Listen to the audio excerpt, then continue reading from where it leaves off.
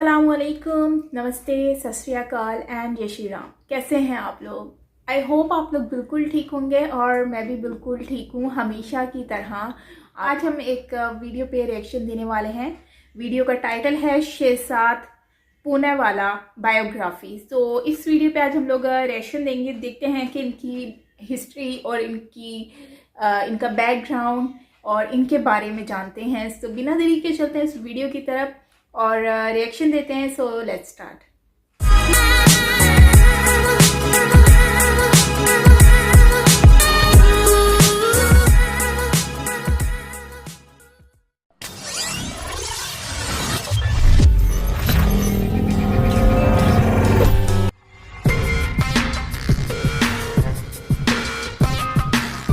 शहजाद पूनावाला।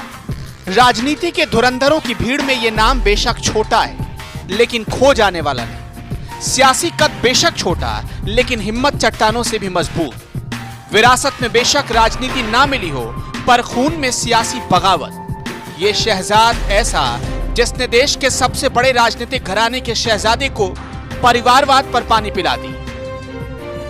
17 अक्टूबर 1987 को पूनावाला परिवार में एक चिराग पैदा हुआ था।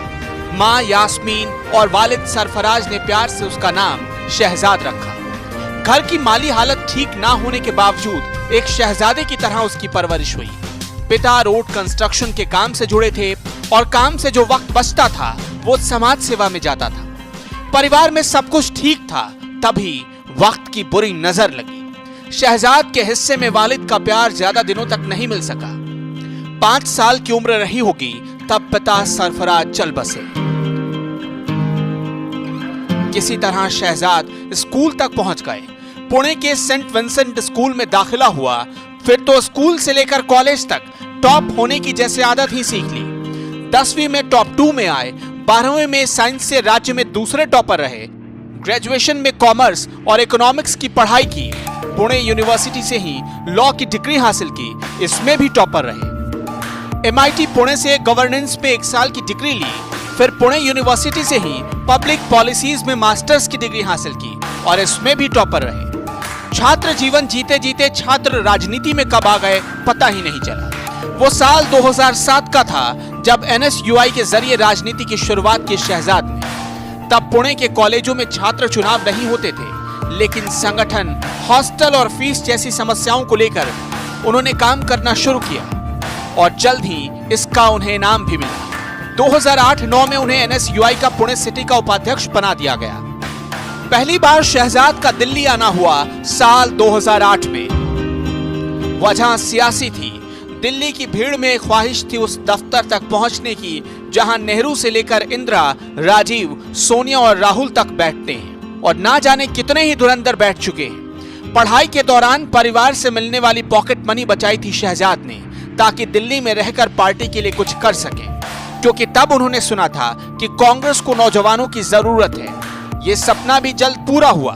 दिल्ली के अर्जुन नगर से 615 नंबर की बस पकड़कर शहजाद रोज AICC दफ्तर जाते थे। 1 महीने में जब बची हुई पॉकेट मनी खत्म हो जाती थी तो शहजाद फिर से पुणे लौट जाते थे और फिर से 4 महीने तक पॉकेट मनी बचाते रहते और दिल्ली आने का इंतजार करते।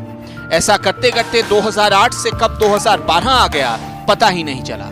उनकी लगन को देखते हुए साल 2012 में उन्हें जनार्दन द्विवेदी के साथ काम करने का मौका मिला। तब जनार्दन द्विवेदी कांग्रेस के मीडिया सेल के इंचार्ज थे। कांग्रेस की तरफ से शहजाद को उत्तर प्रदेश में सोशल मीडिया वॉर रूम की जिम्मेदारी दी गई। ये उनके करियर की सबसे बड़ी राजनीतिक जिम्मेदारी थी। लखनऊ में वॉर रूम तैयार हुआ।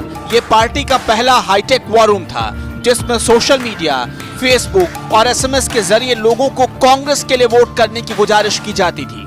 2012 में ही शहजाद के इस काम को देखते हुए उन्हें तत्कालीन केंद्रीय मंत्री राजीव शुक्ला का OSD बना दिया गया। तब राजीव शुक्ला के पास पार्लियामेंट्री अफेयर्स मिनिस्ट्री का चार्ज था। 2013 में कांग्रेस ने प्रवक्ताओं की एक टीम तैयार की और रकाबगंज में इस टीम को ट्रेनिंग के लिए भेजा गया। राजीव त्यागी, सलमान सोज, रणदीप सुरजेवाला, अजय माकन जैसे दिग्गजों के बीच एक नाम शहजाद पूनावाला का भी था। ट्रेनिंग खत्म हुई तो शहजाद फिर से अव्वल आए। इसी बीच साल 2014 में लोकसभा के चुनाव हुए और कांग्रेस हार गई। लेकिन इसी साल उन्हें महाराष्ट्र कांग्रेस कमेटी का महासचिव बना दिया गया। कांग्रेस में शहजाद आगे बढ़ते जा रहे थे, लेकिन उन्हें पार्टी का परिवारवाद कचोट रहा था। इस मसले पर साल 2012 में ही उन्होंने राहुल गांधी से मिलने की इच्छा जताई, लेकिन नाकाम रहे। कांग्रेस लगातार हारती जा रही थी। 2013 के बाद से पार्टी का बुरा दौर शुरू हुआ। 2017 आते आते तकरीबन 30 चुनावों में पार्टी बुरी तरह पिट चुकी थी। फर्जी वोटर और फर्जी डेलीगेट्स बनाकर केंद्रीय नेतृत्व को गुमराह किया जा रहा था, लेकिन केंद्रीय नेतृत्व के पास शहजाद से मिलने का वक्त नहीं था। और आखिरकार आ गया साल 2017 का दिसंबर महीना। गुजरात में चुनाव हो चुके थे और कांग्रेस अपने नए अध्यक्ष की तलाश कर रही थी। सबको पता था अध्यक्ष राहुल गांधी ही बनेंगे। अचानक कांग्रेस नेताओं को एक संदेश भेजा गया। संदेश दिल्ली से था, जिसमें कहा गया कि राहुल गांधी नए अध्यक्ष बनने जा रहे हैं। सबको मानना पड़ेगा। शहजाद की नैतिकता ने इसकी गवाही नहीं दी और जिस पार्टी के लिए वो 10 सालों से काम करते आ रहे थे, उसके खिलाफ उन्होंने बगावत कर दी। नतीजा ये हुआ कि उनके बड़े भाई तहसीन पूनावाला के साथ उनके रिश्ते बिगड़ गए, क्योंकि तहसीन गांधी परिवार के दामाद रॉबर्ट वाड्रा के रिश्तेदार थे। इसके बाद भी शहजाद के दिल में तहसीन के लिए इज्जत कम नहीं हुई। वो आज भी मानते हैं कि उनके बड़े भाई ने उनकी परवरिश में बड़ा योगदान दिया, बस राह भटक गए।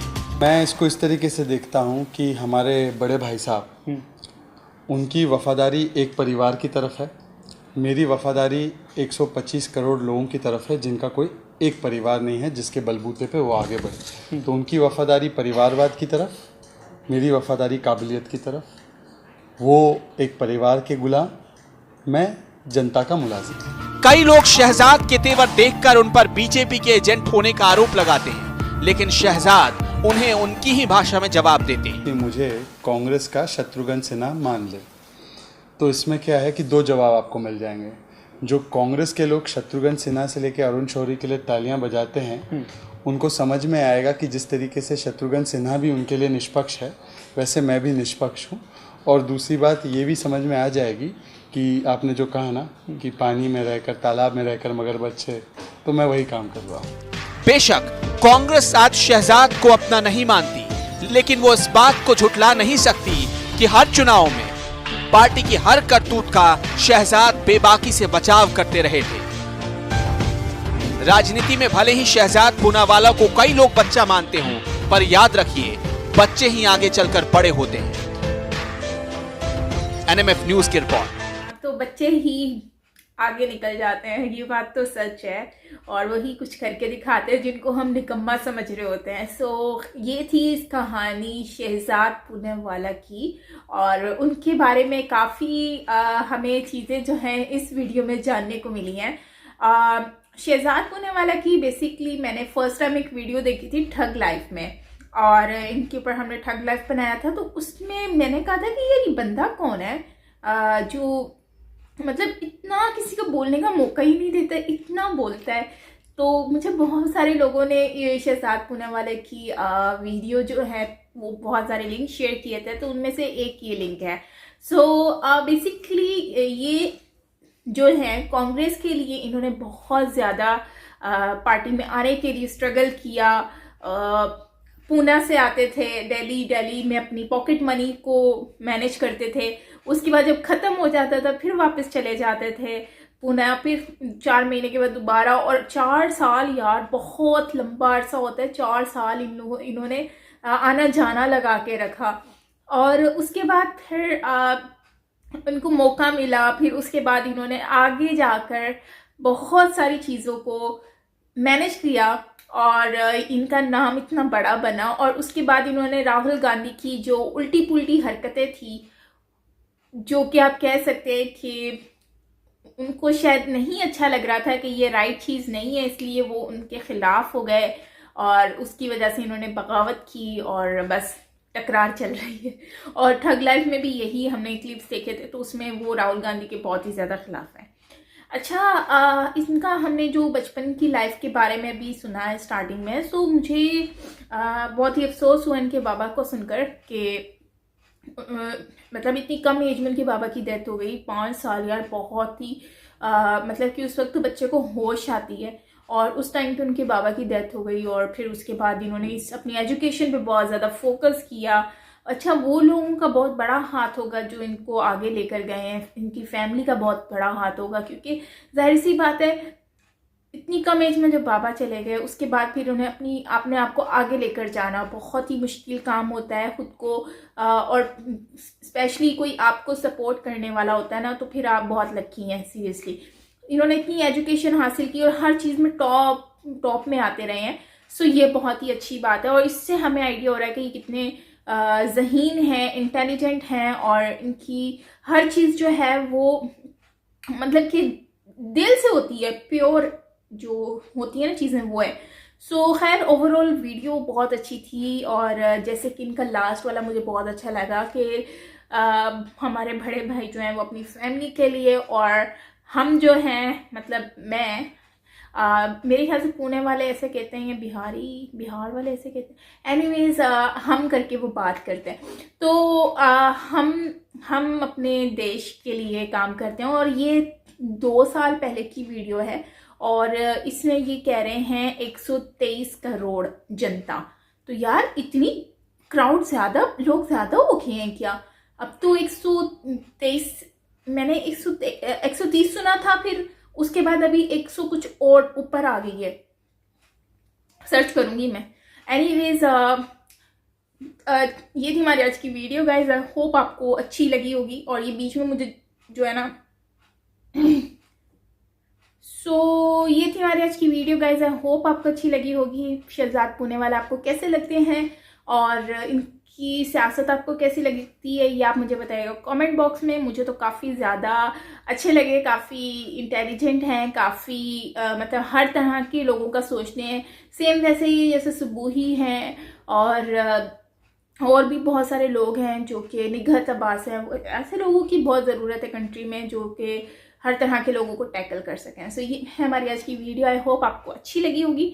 मिलते हैं नेक्स्ट वीडियो के साथ। अपना बहुत सारा ख्याल रखिएगा। This is me signing off. Please ज़्यादा बाय बाय।